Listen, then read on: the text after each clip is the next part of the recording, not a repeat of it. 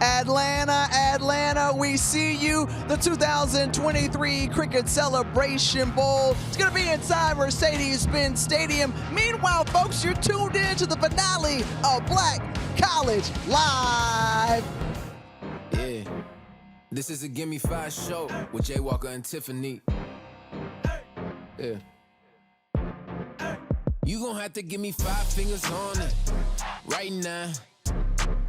Wait until they see the strength and hear the win. It's Black College Live. I'ma need 5 on it. You watching If they put overtime on it, lights out. You know how I run, this ain't for fun. I've been going done, they be still trying to clone it. From FAMU to Grambling, I'm on it. Stand on it, marching 100 how you want it. Before you see me blitz, might see a twitch. They think it was a glitch, went from player to a owner. Now I just be doing what I wanna. Big body, I don't even need a sponsor. I be stacking comma at the comma. Kiss a guy with good karma. I get it different, I be working on my off day. Into that paper, I go underlay. I get it different, I be working on my off day. Into that paper, I gon' have to give me 5 fingers on it right now.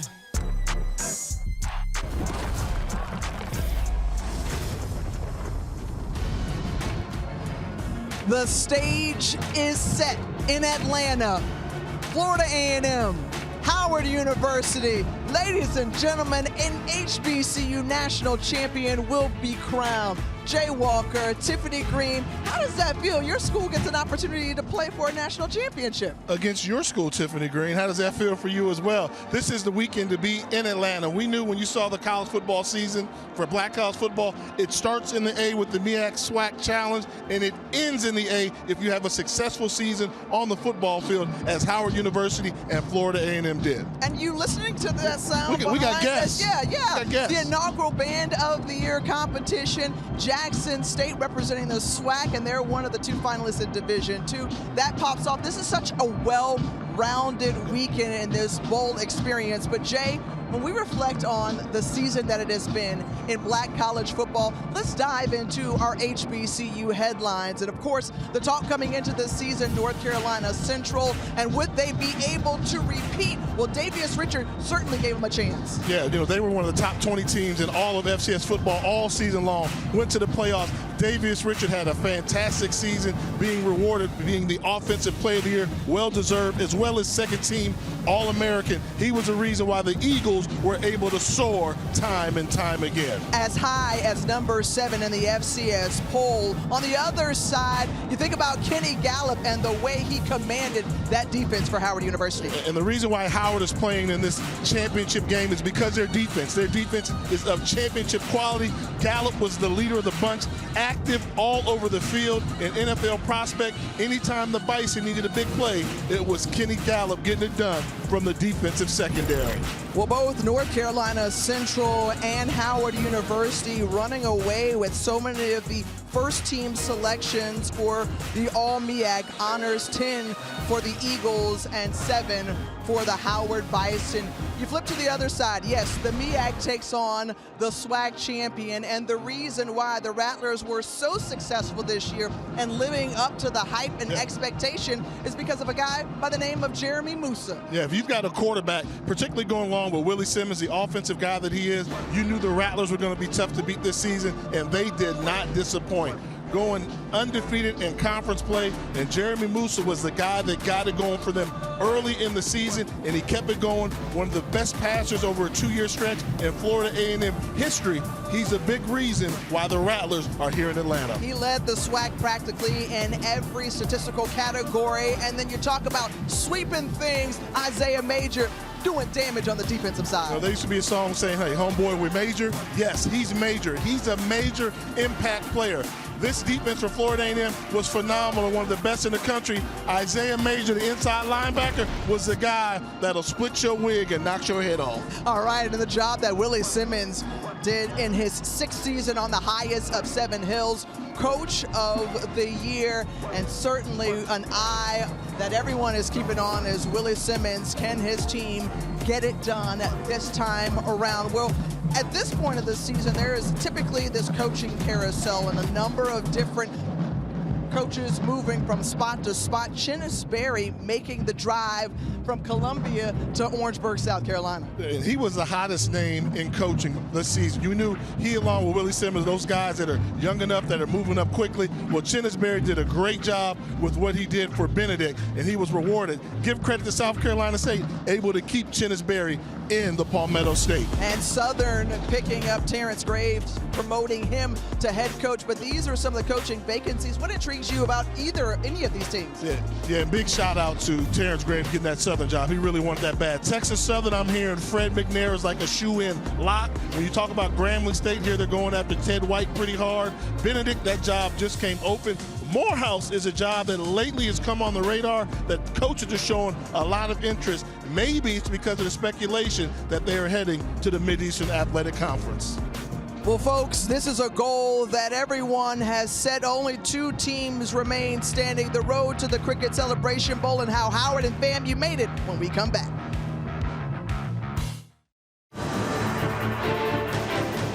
Here, we educate tomorrow's leaders today. The Howard Experience allows students to engage in self-exploration through sports, music, dance, and debate. A journey towards excellence in leadership for America and the global community. This is the Howard Experience.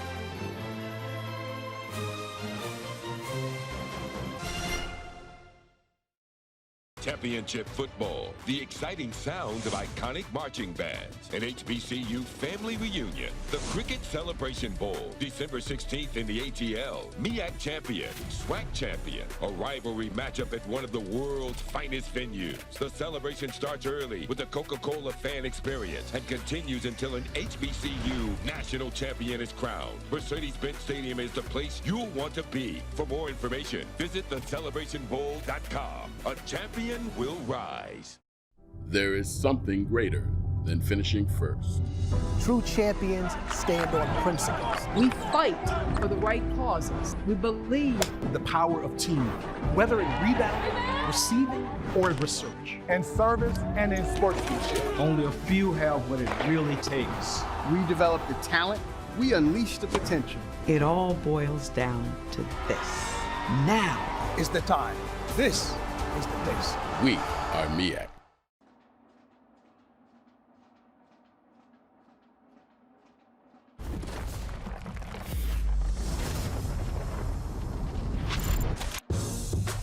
Established in 1867 in an effort for us to succeed, it quickly became a slice of heaven, a need.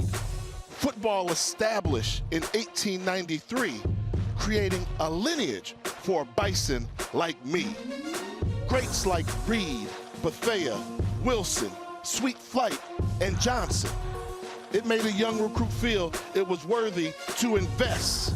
It's the mecca of black excellence and world-famous Yard Fest. Who knew that in the long run, it would leave them empowered? Big ups to my brothers and sisters of Howard. HU, you know.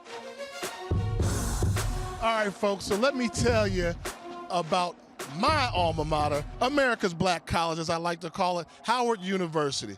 Established in 1867 in Washington, D.C. The enrollment's around 10,000. Notable alum, well, you know the who's who of black excellence in America. That's Howard University. All right, Jay, and your Howard Bison have made it to the Cricket Celebration Bowl. Let's look back on how they got here. Absolutely. No, the football team is what got it done. In order to do it, they had some crucial moments in which they had to step up. And at the end of the day, after telling win over North Carolina Central, who was the #1 team in HBCU football, they got the job done to clinch a berth here by defeating Morgan State, an upstart program, to make sure they secured their ticket here to the Cricket Celebration Bowl. And congratulations to the Howard Bison, but it's my turn to talk about my beloved alma mater, Florida A&M University, founded on October 3rd, 1887 on the highest of 7 hills. A number of notable alums, you can read them right there. Fantastic School of Journalism, School of Business and Industry, College of Pharmacy. I could go on and on. Jay, don't hate the player. Hate the game. All right, let's talk about how Florida A&M made it here. SWAC champions, first time ever. They joined the conference back in 2021. Second time that they met up against Prairie View A&M, but they did it at home in some yucky conditions. And Florida A&M has made it to the top of the SWAC mountain. They're trying to make it to the top of the mountain. Rattlers strike, strike, and strike again. For 25 years, Gaither preach, you not agile, not mobile, not hostile, you not getting in. The winning came easy. What thrills? Greatness abounds on the highest of 7 hills. Bullet Bob showed speed kills as the world's fastest human. Newt, Riley, and Gallimore, all worthy of inclusion.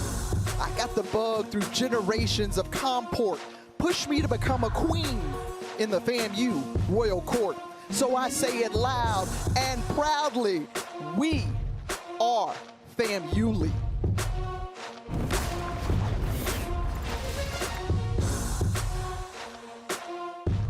Don't forget to subscribe to our Black College Live YouTube channel and follow on these social platforms. On the highest of 7 hills in Tallahassee, Florida, sits a university that produces legends, neurosurgeons, business executives, princesses, comedians, movie moguls, NFL players, broadcast executives, and conference champions. Florida Agricultural and Mechanical University. You can get anywhere from FAMU. It has never been more exciting to be a fan of HBCU marching bands, as ESPN's Band of the Year will debut this December. The championship will be the culmination of a season-long competition where bands' halftime performances will be ranked by a committee of marching band experts. 4 bands, the top 2 from Division I and Division II, will earn the right to compete for the national title in Atlanta on December 15th, the night before the Cricket Celebration Bowl. For more information, visit ESPNBandoftheYear.com. There is something greater than finishing first. True champions stand on principles. We fight for the right causes. We believe The power of teamwork, whether in rebounding, receiving, or in research. And service and in sportsmanship. Only a few have what it really takes. We develop the talent, we unleash the potential. It all boils down to this. Now Is the time. This is the place. We are MEAC. Here this week's Cricket Celebration Bowl HBCU Power Rankings. Let's go. Coming in at number 5, let's go down to the Lone Star State of Texas. Prairie View A&M, led by head coach Bubba McDowell, had a great season, making it to the SWAC championship game. They came just a game or victory short from advancing here in Atlanta to represent the SWAC. Coming in at number 4, let's go to the Palmetto State.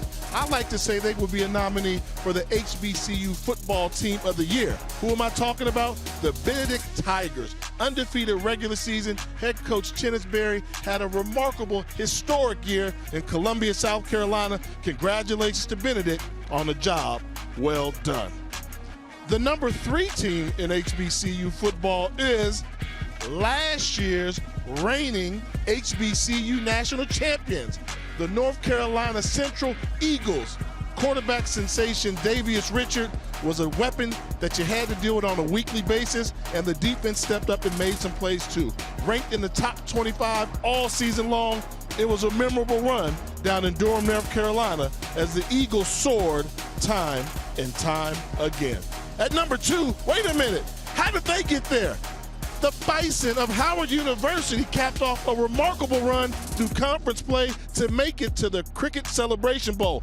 Quarterback Quentin Williams was the guy, and a running back core that can put up numbers against anybody. The Bison played fantastic football for head coach Larry Scott.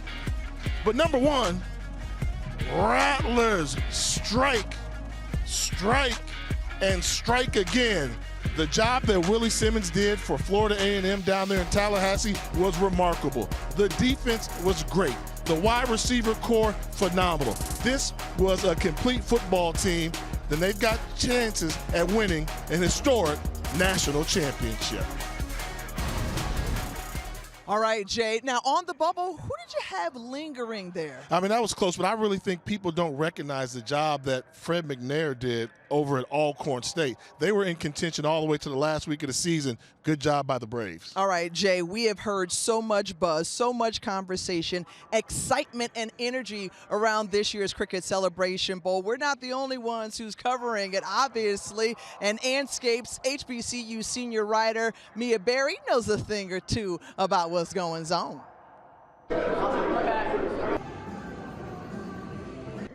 Welcome to Atlanta, where the players will play for a Black College National Championship. The battle between the Howard University Bison and the Florida A&M Rattlers isn't the only thing happening in the A this weekend.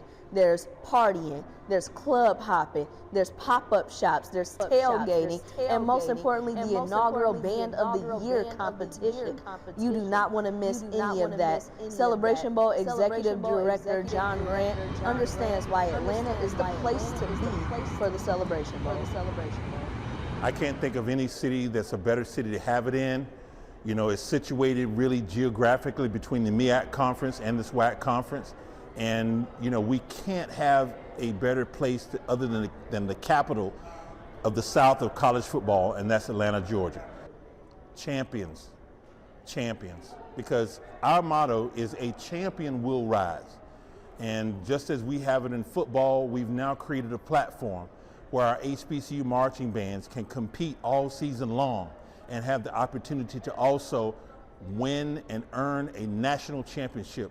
So the Band of the Year is what we call the culmination of capturing all the essence of HBCUs, sports and football, music and bands. Fans and spectators will see 2 football teams and 4 bands battle it out this weekend in Atlanta. I'm Mia Berry with Anscape.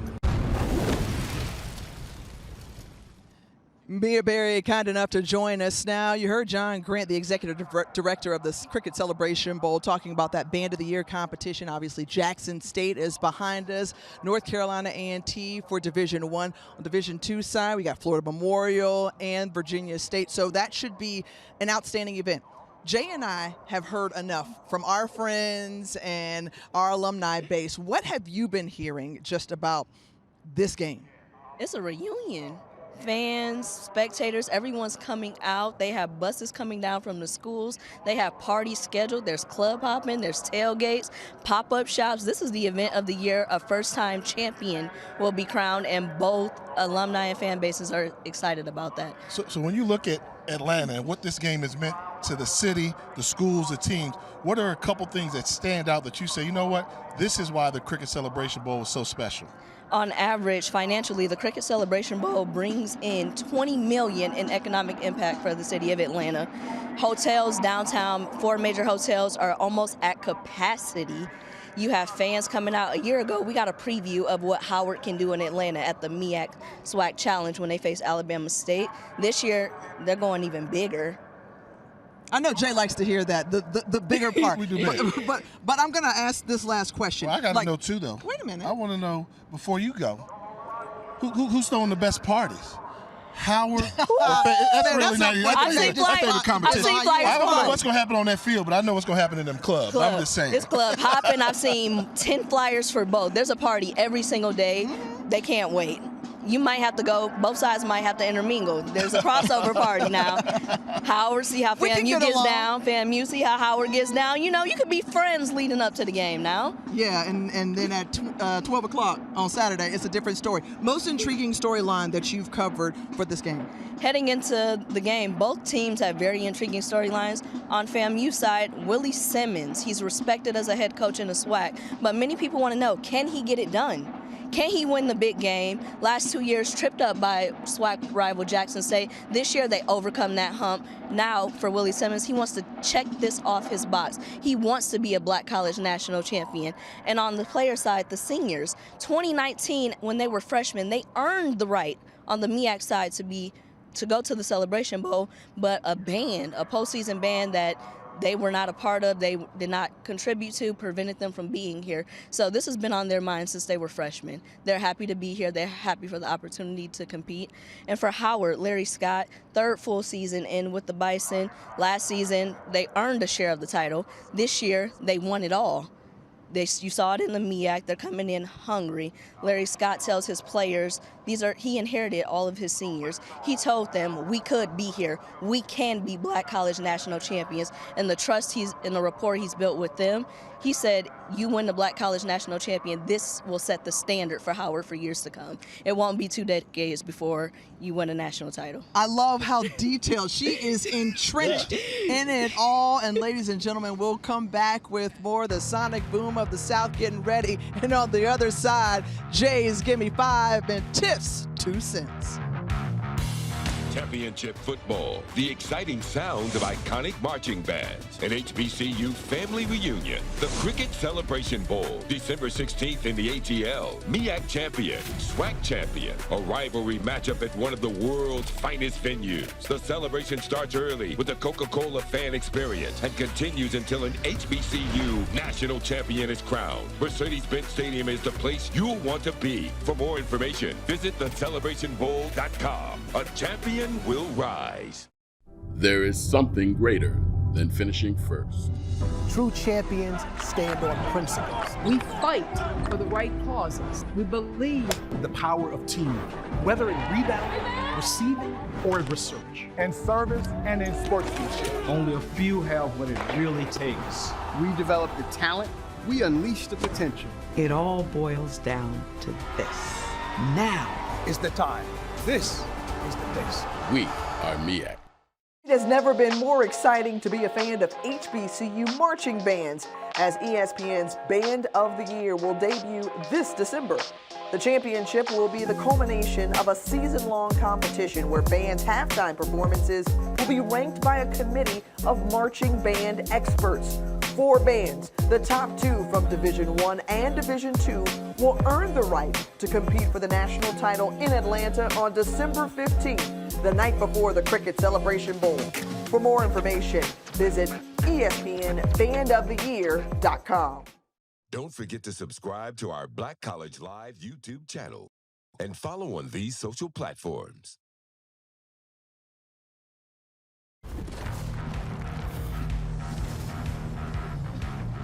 Welcome back to Black College Live. Well, for the season finale of the show, we wanted to highlight some of this city's amazing mayors that have touched through these illustrious institutions. Keisha Lance Bottom served as the 60th mayor of Atlanta from 2018 until 2022. The Atlanta native graduated from Florida A&M, getting her bachelor's in communications and concentrating in broadcast journalism. She would later go on to attend law school and begin a career as a practicing attorney. In 2002, after spending some years as a prosecutor and as a representative for children and juvenile court, she became a magistrate judge in her hometown of Atlanta. In 2009, she was elected to the city council here in Atlanta, serving 2 terms before running for mayor. Bottoms was picked by President Joe Biden to serve as the director of the Office of Public Engagement, and later was appointed to the President's Export Council. So Keisha Lance Bottom, a fellow J School alum, as well as the former mayor of Atlanta. Okay, that's what we're doing now, right? Yeah. So we're doing that? Yeah. Well, how about this? Fellow Howard University Bison alum Andrew Young served as the mayor of Atlanta as well, from 1982 to 1990. Young was born and raised in New Orleans, Louisiana, and he attended Dillard University before transferring to Howard University. After graduating from the Mecca, Young became a pastor in Alabama. There he learned about nonviolent protests as a way to induce change and developed a close friendship with Dr. Martin Luther King.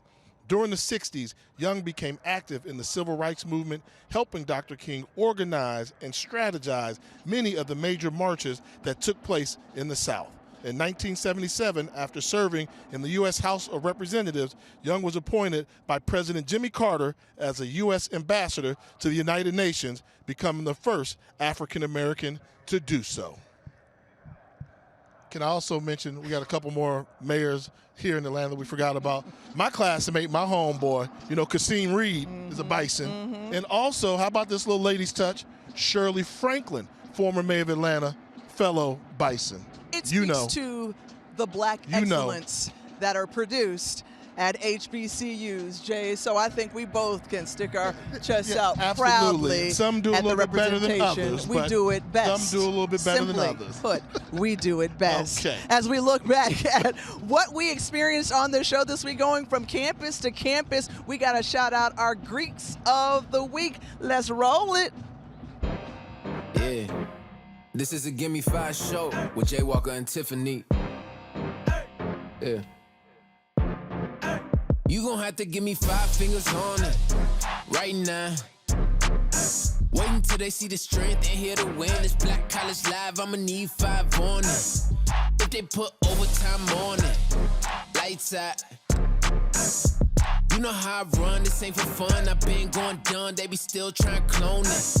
From FAMU to Grambling, I'm on it. Stand on it, marching 100 how you want it. Before you see me blitz, might see a twitch, they think it was a glitch.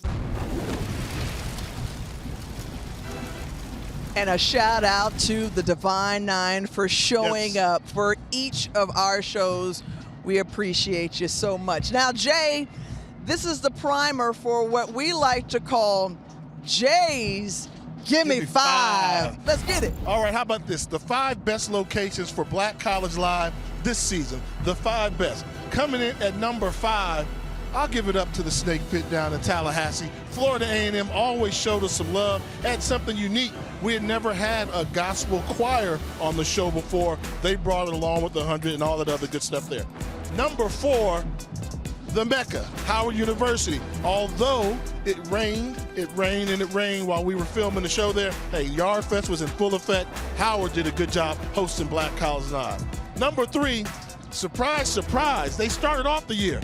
Virginia State University showed us some love when we showed up in Petersburg, Virginia. The president came out, was stepping, the band did their thing. Virginia State, we appreciate it, look forward to going back.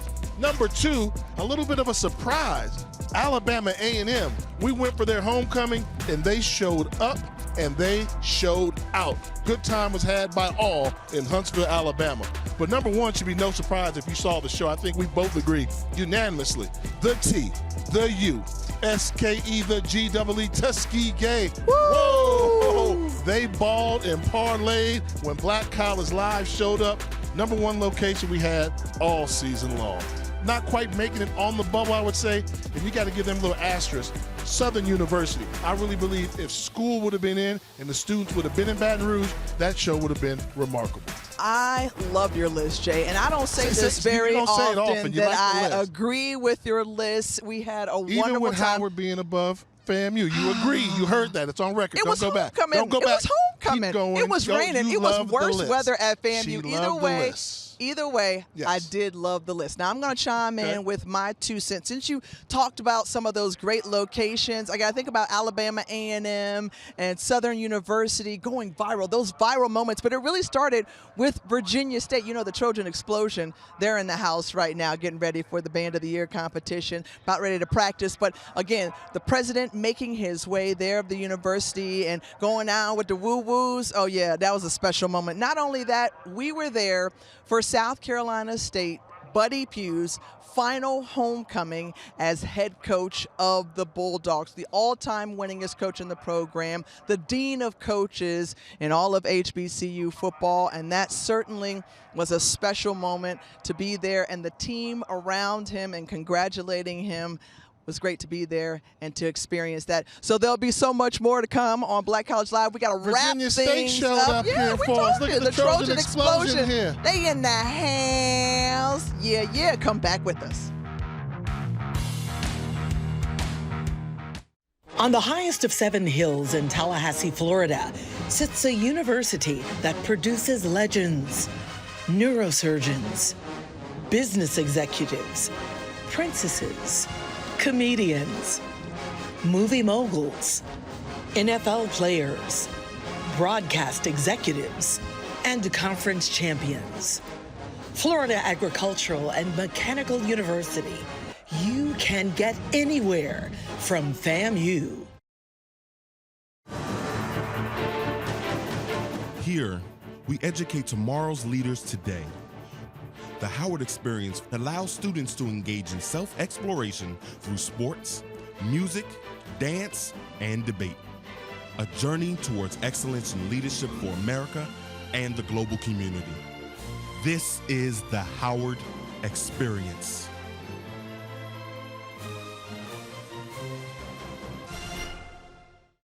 Championship football, the exciting sounds of iconic marching bands, an HBCU family reunion, the Cricket Celebration Bowl, December 16th in the ATL, MEAC champion, SWAC champion, a rivalry matchup at one of the world's finest venues. The celebration starts early with the Coca-Cola fan experience and continues until an HBCU national champion is crowned. Mercedes-Benz Stadium is the place you'll want to be. For more information, visit thecelebrationbowl.com. A champion will rise.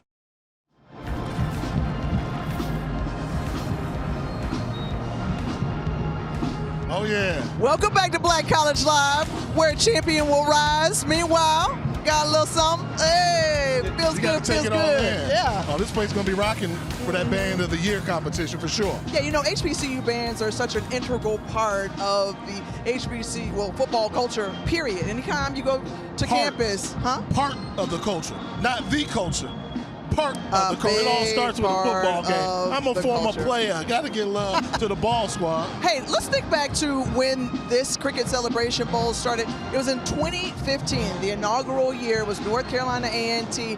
Tariq Cohen, the human joystick, 295 yards as the Aggies won their first of 4, defeating Alcorn State. Yeah, and then, you go that following year, the only victory for the SWAC in this Celebration Bowl was Grambling State. They call that the excessive Celebration Bowl, as a North Carolina Central wide receiver celebrated too much in the end zone, was penalized, and Grambling was able to block the extra point from a further distance out. That was a difference. And then you got the raw Broadway, Sam Washington era where North Carolina A&T simply dominated this football game.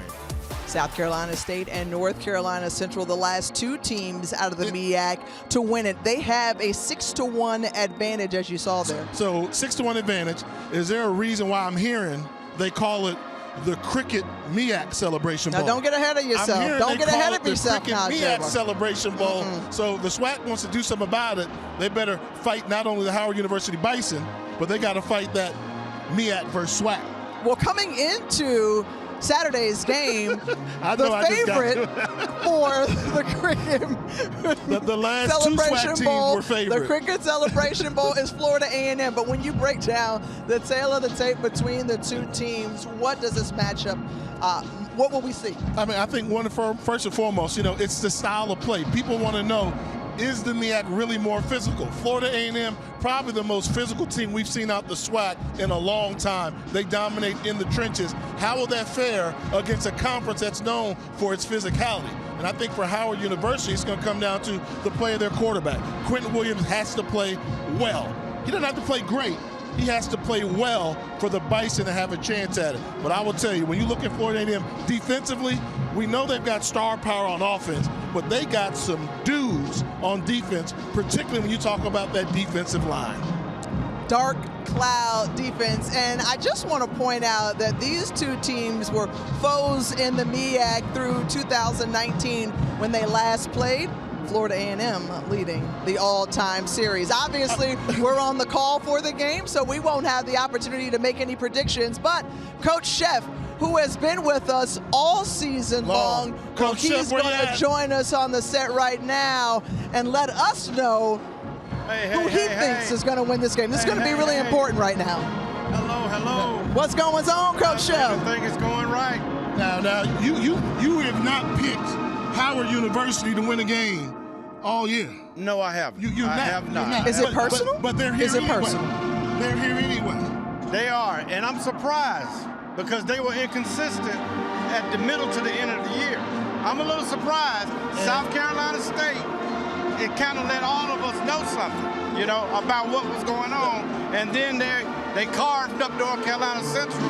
That kind of put us in another direction. And you've also picked Florida A&M to win, and they have not let you down all season. At all. Very consistent team, very disciplined team on the field. All right, so Cut Chef, the moment of truth. Who will be the HBCU national champion? No doubt about it. No doubt about it. No doubt about it. Oh yeah, you see it. 1887, that orange and green. It looks so good. It looks so good. Yes, sir. Wait a minute, you got a little pom-pom. FAMU. It feels real good. You know, get out of here with that, man. On my show, you don't do that. Hey, look at this, folks. Guess what? We've had a fantastic season here on Black College Live. We appreciate you rocking with us the entire way. Let's take a look back at some of the great moments throughout the season. Till next year, ladies and gentlemen, we out. This is a Gimme 5 show with Jay Walker and Tiffany. Yeah. You gon' have to give me 5 fingers on it right now.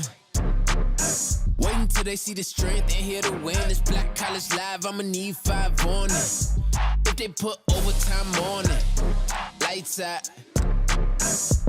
You know how I run, this ain't for fun. I've been going done, they be still trying to clone it. From FAMU to Grambling, I'm on it. Stand on it, marching 100 how you want it. Before you see me blitz, might see a twist. They think it was a glitch, went from player to an owner. Now I just be doing what I wanna. Big body, I don't even need a sponsor. I be stacking comma at the comma. Guess I got good karma. I get it different, I be working on my off day. Into that paper, I go underlay. I get it different, I be working on my off day. Into that paper, I gon' have to give me 5 fingers on it right now. Wait until they see the strength and hear the win. It's Black College Live, I'ma need 5 on it. If they put overtime on it, lights out. 5. You know how I run, this ain't for fun. I've been going done, they be still trying to clone it.